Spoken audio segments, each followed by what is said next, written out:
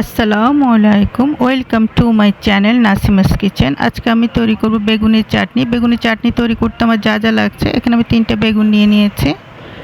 লাগছে কিছুটা সরিষার তেল, 1/4 কাপ চিনি, স্বাদ মতো লবণ, 2 চামচ পাঁচফোড়ন গুঁড়ো, 1 চামচ আস্ত পাঁচফোড়ন, কিছু তেঁতুল, হাফ চামচ বিট লবণ, 5টা শুকনো মরিচ। বিসমিল্লাহির রহমানির রহিম। আমরা বেগুনগুলো প্রথম কেটে নিচ্ছি। বেগুনের বোটাটা কেটে নিচ্ছি। দেখতে পাচ্ছেন আমি কিভাবে কাটছি। বেগুনগুলোকে আমরা এভাবে টুকরো করে নিচ্ছি। এই পাশটাও, মাথার পাশটা আমরা এইভাবে কেটে নিচ্ছি।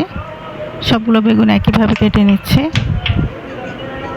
এখন আমরা এই বেগুনের টুকরোগুলোকে এভাবে উপর থেকে 4 ফালি করে নিচ্ছি। এবার কেটে নিলে পোকা আছে কিনা সেটাও দেখা যাবে, মশলার গ্রেভিটাও ঢুকবে। এভাবে 2 পাশ থেকে আমরা কেটে নিচ্ছি।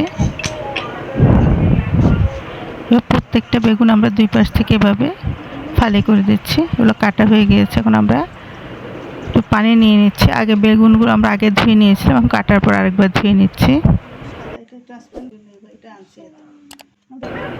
ভালোভাবে নেড়ে আমরা এটা পরিষ্কার করে ধুয়ে নিচ্ছি।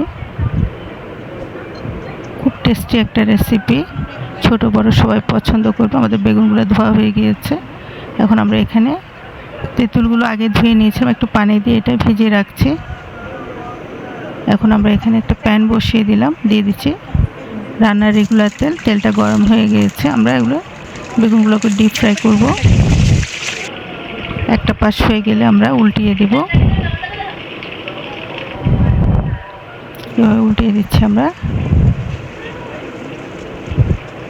সবগুলো আমরা উল্টে উল্টে এটা আমরা সুন্দর করে ভেজে নিচ্ছি।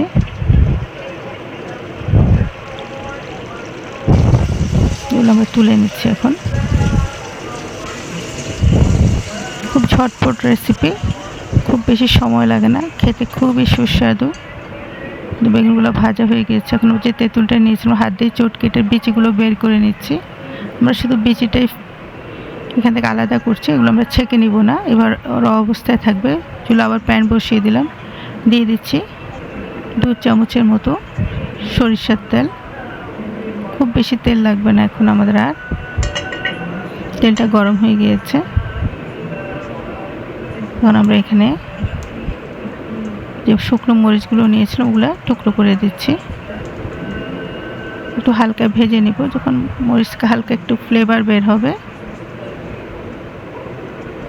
ভাজা হয়ে গিয়েছে। এখন আমরা এখানে পাঁচফোড়নটা দিয়ে দিচ্ছি। পাঁচফোড়ন মরিচ আরও কিছুক্ষণ ভেজে নিব, খুব সুন্দর একটা অ্যারোমা বের হওয়া পর্যন্ত। এটা যখন খুব সুন্দর একটা অ্যারোমা বের হবে, তখন আমরা তেঁতুলের কাঠটা ঢেলে দিচ্ছি। ভালোভাবে নেড়ে চেড়ে মিক্সড করে দিচ্ছি। দিচ্ছি স্বাদ মতো লবণ, বিট লবণ, 1/4 কাপ চিনি নিয়েছি। পুরোটা দিলাম না, একটু চিনি রেখে দিলাম, পরে টেস্ট করে দিব যদি লাগে। এখন ভালো করে জাল করে নিতে হবে। নেড়ে চেড়ে এটা ভালো করে মিশিয়ে নিচ্ছি। খুব সুন্দরভাবে ফুটে আসছে।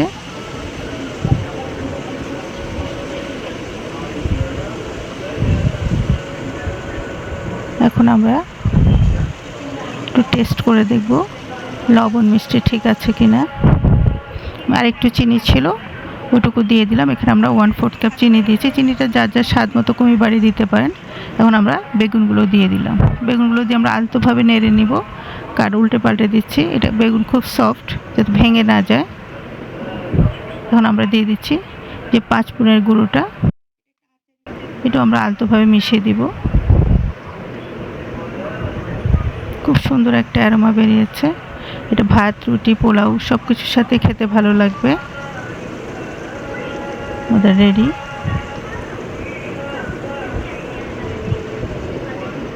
ঝোলটা এরকম থাকবে, এর চেয়ে ঘন করা যাবে না। এখন আমরা একটা সার্ভিং ডিশে সার্ভ করে দিচ্ছি।